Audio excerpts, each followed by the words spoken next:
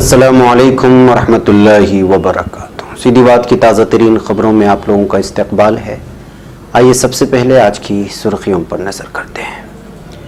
Karnataka floor test voting पीर को होनी चाहिए, स्पीकर से कुमारस्वामी का मुतालबा। बिहार में मॉब लिंचिंग चोरी के इल्जाम में हुजूम में 4 अफराद की जमकर की पिटाई, 3 अफराद की मौत। मुंबई इमारत मुनहदिम के होने के मामले में म्युनिसिपल वार्ड अफसर मुअत्तल, मजीद कार्रवाई का इम्कान। बाबरी मस्जिद मुनहदिम किए जाने के मामले में फैसला 9 माह के अंदर सुनाया जाए, सुप्रीम कोर्ट का बयान। मुजफ्फरनगर फसाद 41 में से 40 मुकदमात में सभी मुल्जिमीन बरी, तहकीकी रिपोर्ट में इंकिशाफ। अहम खबर, बिहार में आसमानी बिजली की जद में आने से 8 बच्चों की मौत, 10 जख्मी। मथुरा में सहाफी से मारपीट, 4 पुलिस एहलकार मुअत्तल। योगी की पुलिस ने प्रियंका गांधी को लिया हिरासत में, राहुल ने कार्रवाई को बताया गैर कानूनी। कांग्रेस लीडर का गोली मारकर कत्ल। बीजेपी अपने गिरेबान में झांकी, भाई के खिलाफ कार्रवाई के बाद मायावती का बयान। एनआरसी मामला, दुनिया में हिंदुस्तान नहीं बन सकता पनाहगुज़ीनों का दारुल हुकूमत, मरकजी हुकूमत का बयान। तुर्की को F-35 अमरीकी तैयारों की फरोख्त बंद, तुर्क हवाबाज बेदखल। न्यूजीलैंड के क्राइस्टचर्च में गैस धमाके में 6 जख्मी।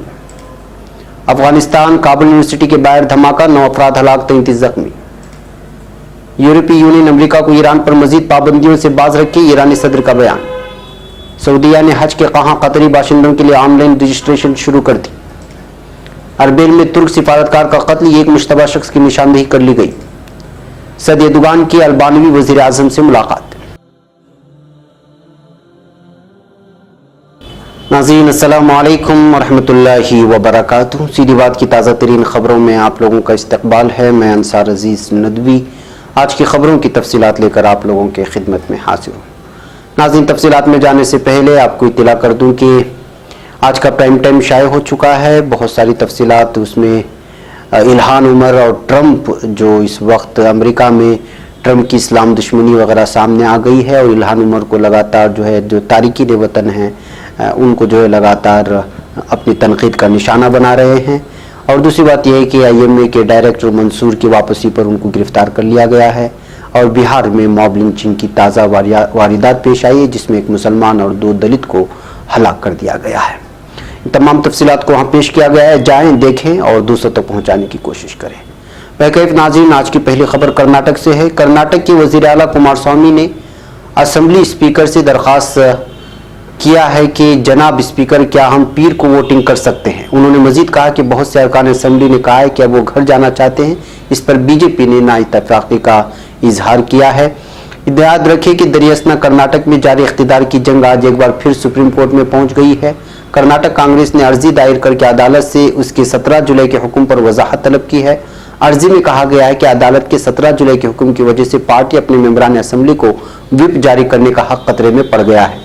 यह अर्जी कर्नाटक कांग्रेस के सदर दिनेश गुंडू राव ने दायर की है। ख्याल रहे कि chief justice Ranjan Gogoi, justice Deepak Gupta और जस्टिस अनिरुद्ध बोस की बेंच ने अपने हुक्म में कहा था कि बागी मेंबरान असम्बली को अक्सरियत साबित करने की कार्रवाई में शामिल होने के लिए मजबूर नहीं किया जा सकता। अदालत ने बागी मेंबरान असम्बली को ऐवान की कार्रवाई में हिस्सा लेने या न लेने की छूट दी थी। अर्जी में दावा किया गया है कि बेंच के हुक्म से अपने मेंबरान को व्हिप जारी करने का सियासी जमात का हक कमजोर हुआ है। अर्जी गुजार ने अदालत में इस हुक्म पर वजाहत जारी करने की दरखास्त की है।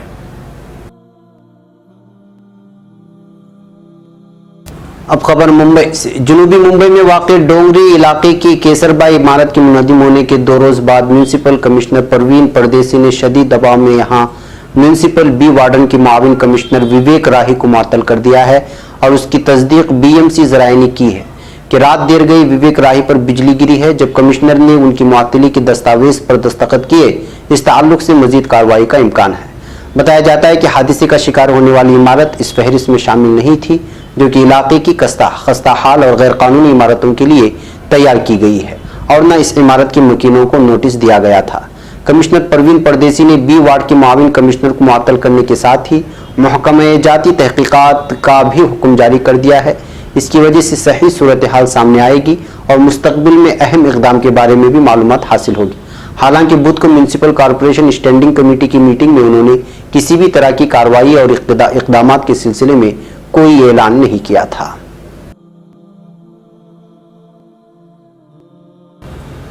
अब खबर नई दिल्ली से। अयोध्या की बाबरी मस्जिद को मुनहदम करने की साजिश के मुजरिमाना मामले में निचली अदालत 9 माह के अंदर फैसला सुनाएगी। इस मामले में बीजेपी के रहनुमा एल के आडवाणी, मुरली मनोहर जोशी, उमा भारती, कल्याण सिंह वगैरह रहनुमा मुलजिम हैं। सुप्रीम कोर्ट ने जुमा को मामलात की समाअत करते हुए हिदायत दी है कि मुजरिमाना साजिश मामले में 6 माह के अंदर गवाहों के बयानात दर्ज हो जानी चाहिए, जबकि 9 माह के अंदर फैसला सुना दिया जाना चाहिए। जस्टिस रोहंगटन और जस्टिस सूर्यकांत की बेंच ने हिदायत दी कि इस मामले में आज की तारीख से 9 माह के अंदर फैसला कर दिया जाना चाहिए। अदालत ने मामले की समाअत करने वाले मरकजी तफ्तीशी ब्यूरो CBIC के खुसूसी जज SK यादव की मियाद को आगे बढ़ाने का भी उत्तर प्रदेश की हुकूमत को हिदायत दी है। अब खबर मुजफ्फरनगर से। मुजफ्फरनगर फसादात से मुताल्लिक कई मुकदमात पर 2017 से अब तक समाअतें हुई, लेकिन इसके जो नताइज बरामद हुए हैं वो हैरान करने वाले हैं। एक तफ्तीश के मुताबिक मुजफ्फरनगर में साल 2013 में हुए फसादात में कम से कम 65 लोग मारे गए थे और इस मामले पर साल 2017 से मुजफ्फरनगर की अदालत ने 41 मामलों में फैसला सुनाया। हैरानी की बात यह है कि इनमें से कत्ल के सिर्फ एक मामले में सजा का फैसला आया है। इस फसाद के दौरान मुसलमानों पर हुए हमले के बाकी सभी मामलों में मुलजिमीन को बरी कर दिया गया है। ये इंकिशाफ अंग्रेजी रोजनामा इंडियन एक्सप्रेस ने अपनी एक रिपोर्ट में किया। जांच में सामने आया कि पुलिस ने अहम गवाहों के बयान ही दर्ज नहीं किए और पुलिस की तरफ से कत्ल में इस्तेमाल किए गए असलहों को भी अदालत में पेश नहीं किया गया। कई गवाह ऐसे भी सामने आए जिन्होंने अदालत में गवाही के वक्त अपना बयान ही बदल दिया। इस तरह अदालत के जो फैसले आए हैं इनमें 41 में से 40 मामलों में मुलजिमीन बरी हो गए। काबिल जिक्र है कि फसाद के सभी मामले अखिलेश यादव की हुकूमत में दर्ज किए गए और इन मामलों की समाअत अखिलेश हुकूमत के साथ ही बीजेपी हुकूमत में भी हुई। इस साल 8 फरवरी को अदालत ने 7 मुलजिमीन मुजम्मिल, मुजस्सम, फुरकान, नदीम, जहांगीर, अफजल और इकबाल को उम्र कैद की सजा सुनाई। इन लोगों पर 27 अगस्त 2017 को कावल गांव के गौरव और सचिन के कत्ल का इल्जाम था। बताया जाता है कि इस कत्ल के बाद ही फसाद बर्पा हुए थे। इंडियन एक्सप्रेस ने अपनी तहकीक रिपोर्ट में बताया कि इसने 10 मुकदमों से जुड़े शिकायत दहंदगान और गवाहों से बातचीत के साथ ही अदालती रिकॉर्ड और दस्तावेजों की जांच की। इसमें सामने आया कि एक फैमिली को जिंदा जला दिया गया, अलावाजी एक शख्स के वालिद का तलवार से कत्ल कर दिया गया। इस मामले में मुलजिम 53 लोग खुलेआम घूम रहे हैं। इतना ही नहीं, यह हालत इज्तिमाई असमतदरी के 4 मामलों में और फसादात के दीगर 26 मामलों में भी देखने को मिली। यूपी हुकूमत ने इस ताल्लुक से साफ कह दिया है कि वो इन मामलों में अपील नहीं करेगी। अंग्रेजी रोजनामे में शाये रिपोर्ट में सरकारी वकील दशियंत त्यागी का एक बयान भी दिया गया है, जिसमें उन्होंने कहा है कि हम साल 2017 के मुजफ्फरनगर फसादात मामले में कोई अपील नहीं करने जा रहे हैं। इन मामलों में सभी अहम गवाह अपने बयान से पलट गए थे। इन मामलों में मुलजिमीन के खिलाफ फर्द जुर्म गवाहों के बयान पर ही दर्ज किए गए थे। अंग्रेजी रोजनामे ने अपनी तहकीकी रिपोर्ट में हैरान करने वाली कई बातें पेश की हैं। इस रिपोर्ट में कत्ल से मुतालिक 10 केस का बहुत बारीकी से जायजा लिया गया है। इसमें बताया गया है कि शिकायत में 59 लोगों का नाम दर्ज था, जबकि सिर्फ 24 लोगों पर मुकदमा चला। 45 लोगों पर मुकदमा चला जरूर, लेकिन उनका नाम हकीकी शिकायत में दर्ज नहीं किया गया। ये बात भी हैरान करने वाली है कि सभी शिकायतों में कत्ल में इस्तेमाल असलहा का जिक्र था, लेकिन पुलिस सिर्फ 5 मामलों में ही सबूत बरामद कर पाई। मुकर्रम सीधी बात के नाज़रीन, सीधी बात के इश्तिहारी मेंबरशिप कार्ड से जुड़िए और अपने कारोबार समेत अपनी तालीमी व दीगर इदारों को मजबूत कीजिए। सीधी बात ला रहा है मुख्तसर मुद्दत के लिए बहुत ही अनोखा और भरपूर फ़ायदेमंद ऑफ़र। हमारे इस इश्तिहारी मेंबरशिप कार्ड से जुड़िए और अपने तिजारत को फ़रोग़ देने के साथ साथ इदारे सीधी बात को मजबूत कीजिए। लाइफ टाइम इश्तिहारी मेंबरशिप कार्ड की तफसीलात हासिल करने के लिए इस नंबर पर व्हाट्सएप करें। मुल्क के किसी भी कोने से या बैरून मुमालिक से ही क्यों ना हो। नंबर है 9663027447। अब खबर बिहार से। बिहार में आसमानी बिजली की जद में आने से 8 बच्चों की मौत और 10 जख्मी हो गए हैं। ये खबर नवादा जिले की काशीचिक के धानपुर मसहरी गांव की है, जो आसमानी बिजली की जद में आने से 8 बच्चों की मौत हो गई और दीगर 10 जख्मी हो गए। पुलिस जराये ने यहां बताया कि धानपुर मसहरी गांव के बच्चे पीपल के दरख्त के नीचे खेल रहे थे, तभी बारिश के दौरान आसमानी बिजली की जद में आने से 8 बच्चों की मौके पर ही मौत हो गई। अब खबर मथुरा से। उत्तर प्रदेश के मथुरा जिले में एक सहाफी से बदसलूकी और मारपीट करने के इल्जाम में मुतल्लिका पुलिस चौकी की इंचार्ज समेत 4 पुलिस एहलकारों को मुअत्तल कर दिया गया है। एसएसपी शुलभ माथर ने बताया कि चौकी in charge Rajendra Singh, sub inspector Yashpal Singh, सिपाही धर्मेंद्र कुमार और रोहित कुमार के खिलाफ मनफी रिपोर्ट मौसूल होने पर चारों को फौरी असर से मुअत्तल करते हुए उन्हें गैर जोन ट्रांसफर किए जाने की रिपोर्ट भी डीजीपी को भेज दी गई है।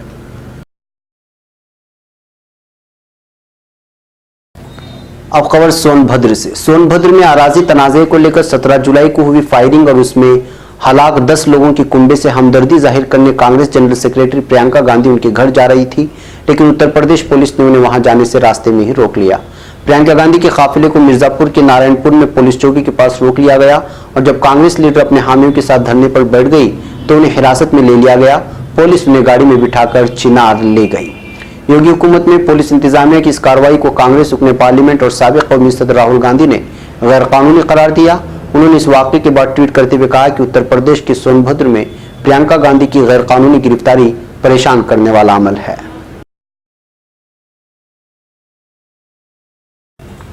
अब खबर बिहार से। बिहार में मगरबी चंपारण जिले के रामनगर थाना इलाके के चौधरिया गांव में बदमाशों ने आज कांग्रेस लीडर का गोली मारकर कत्ल कर दिया।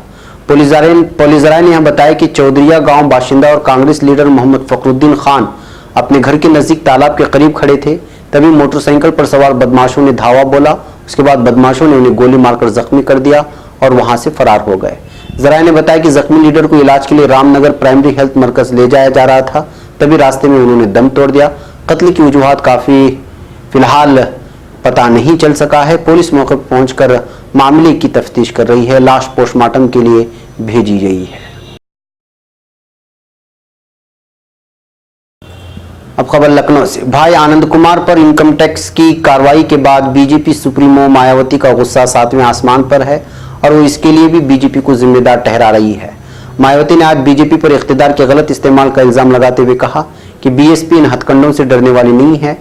मायावती ने बीजेपी पर इल्जाम लगाया कि इंतखाबात के दौरान 2000 करोड़ रुपए से ज्यादा की बेनामी जायदाद बीजेपी के खातों में आई और इसी से गरीबों के वोट खरीदे गए।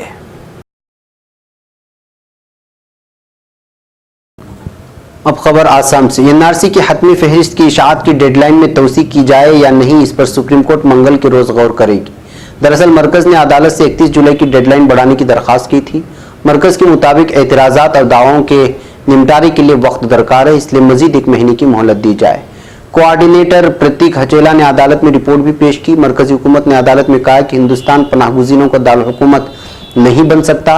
एनआरसी में लाखों की तादाद में लोगों ने अपने नाम शामिल करवाए हैं, इसलिए इन नामों की जांच करने की जरूरत है। इसलिए एनआरसी के डेडलाइन में तौसीक की जानी चाहिए। उन्होंने कहा कि अब तक 36 लाख अफराद के दावों की तस्दीक की बात भी कही। हतमी फहरिस्त मुरतब करने के लिए प्रतीक हजेला ने वक्त मांगा है। याद रहे कि सुप्रीम कोर्ट ने आसाम में कौमी शहरियत रजिस्टर एनआरसी से मुताल्लिक काम में हो रही ताखिर पर मरकजी हुकूमत की सख्त सरजनिश की थी। अब खबर वाशिंगटन से। अमेरिका ने कहा है कि वो तुर्की को F-35 तर्ज के जदीद लड़ाका तैयारे कभी फरोख्त नहीं करेगा और ना ही तुर्की को इन तैयारों को देने से मुतालिक प्रोग्राम में शिरकत का कोई इख्तियार हासिल होगा। इस फैसले की वजह तुर्की का S-400 तर्ज के रूसी साख्ता मिसाइल शिकन सिस्टम की खरीदारी है, क्योंकि इस सिस्टम को जदीद अमरीकी लड़ाका जहाज अहम फन्नी रास चुराने के लिए इस्तेमाल किया जा सकता है। व्हाइट हाउस की तर्जुमान स्टेफनी ग्रेशम ने कहा कि अफसोस की बात है कि रूसी साख्ता S-400 एयर डिफेंस सिस्टम खरीदने के बाद तुर्की का F-35 तर्ज के लड़ाका प्रोग्राम में शिरकत नामुमकिन हो गया है। अब खबर न्यूजीलैंड से। न्यूजीलैंड के क्राइस्टचर्च के शिमाली इलाके में जुमा की सुबह गैस धमाके की वजह से कम 6 अफराद जख्मी हो गए हैं और एक कान बुरी तरह तबाह हो गया है। पुलिस और हंगामी खिदमत के कारकुनों ने क्राइस्टचर्च के मुजाफती नॉर्थ वार्ड के मुतासिरा इलाके का मुहासरा कर लिया है। जख्मियों को अस्पताल में दाखिल कर दिया गया है। मकामी लोगों ने कहा है कि धमाके की खौफनाक आवाज सुनकर वो डर गए। साथ ही उन्होंने आसमान में धुआं उठते देखा और चारों तरफ फैले मलबे को भी देखा। एक शख्स ने ऑनलाइन लिखा था, मुझे लगा कि एक जलजला है क्योंकि शोर और फिर खड़खड़ाहट की आवाज सुनाई दी थी। अब खबर काबुल से। अफगानिस्तान की दारुल काबुल में जुमा के रोज होने वाले खुदकश हमले में 9 अफराद हलाक जबकि 33 दीगर जख्मी हो गए हैं। यह हमला काबुल यूनिवर्सिटी के गेट के नजदीक किया गया। धमाका खेज मादे से भरी कार में सवार हमलावर ने खुद को धमाके से उड़ा लिया। काबुल के पुलिस तर्जुमान फिरदौस फ्रामर्स ने गैर मुल्की खबर रसा एजेंसी को बताया, काबुल यूनिवर्सिटी के जुनूबी गेट पर मकामी वक्त के मुताबिक 7:10 बजे धमाका उस वक्त हुआ जब मुतअद्दिद तालिब इल्म इम्तिहान देने के लिए वहां पर जमा हुए थे। इस वक्त कई तालिब इल्म इम्तिहान देने के लिए जमा हुए। फ्रामर्स ने कहा कि पुलिस अलर्ट पर थी क्योंकि कार धमाके की खुफिया इत्तला मौसूल हो गई थी। धमाके में 2 कारें भी तबाह हुई हैं।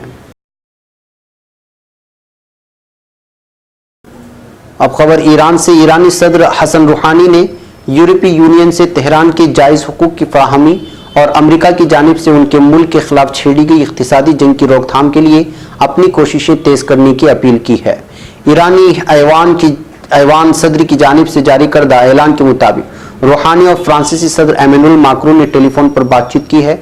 दोनों सरबराहान ने मुज़ाकरात में इलाकाई व आलमी मामलात पर तबादले ख्याल करते हुए जौहरी मुआहदे के तहफ़्फ़ुज़ के लिए कोशिशों को जारी रखे जाने की ज़रूरत पर जोर दिया है।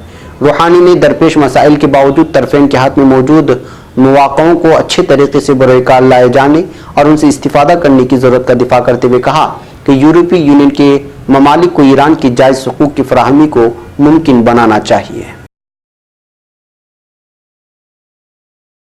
अब खबर सऊदी अरब से। सऊदी अरब ने कतर के आज़मीन हज के ऑनलाइन रजिस्ट्रेशन की सहूलत के लिए साबिक़ा तमाम रवाबित बंद होने के बाद नई ऑनलाइन रजिस्ट्रेशन सर्विस कायम कर दी है। इसके साथ साथ कतरी हुकूमत से मुतालबा किया गया है कि वो ऑनलाइन रजिस्ट्रेशन सर्विस बंद करके अपने मुल्क के शहरियों को फरीज़े हज की अदायगी से महरूम न करे। सऊदी अरब की सरकारी न्यूज़ एजेंसी के मुताबिक खादिमुल हरमैन शरीफैन शाह सलमान बिन अब्दुल अजीज़ आले सऊद और शहजादा मोहम्मद बिन सलमान बिन अब्दुल अजीज़ ने मुतअल्लिक़ा हुक्काम को हिदायत की है। अब खबर तुर्की से। इराक़ी शहर अरबिल में गुज़िश्ता बुध के रोज़ एक रेस्तरान में मुसल्लह हमले के मुर्तकिब अफराद में से एक की शनाख्त कर ली गई है। इराक़ की कुर्दी इंतज़ामिया से वाबस्ता महकमे पुलिस के मुताबिक एक तुर्क सिफारतकार समेत 2 इराक़ी शहरियों की मौत के मूजिब इस हमले में मजलूम दा नामी शख्स भी मुलव्वस है, जो कि सन 1992 में तुर्क ज़िला दयार बकर में पैदा हुआ था। पुलिस ने इस मुश्तबा शख्स की तस्वीर भी जारी कर दी है और शहरियों से दरख्वास्त की है कि उस शख्स के बारे में किसी भी किस्म की मालूमात अगर रखते हो तो पुलिस को मुतला करें। एक और खबर तुर्की से। सदर रजब तैयब एर्दोगान ने अल्बानवी वज़ीर आज़म येदी रामा को शर्फ मुलाकात बख्शा है। सदारती महकमे इत्तलात से जारी करदा बयान के मुताबिक इस मुलाकात में दोनों मुल्कों के माबैन ताल्लुकात और इलाकाई मामलात पर गौर किया गया है। इस दौरान वज़ीर ख़जाना बैरात अल-बायराक भी सदर एर्दोगान के हमराह थे।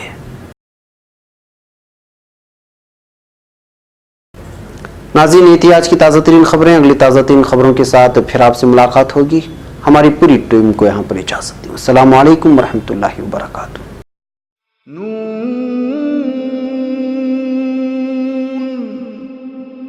वल क़लम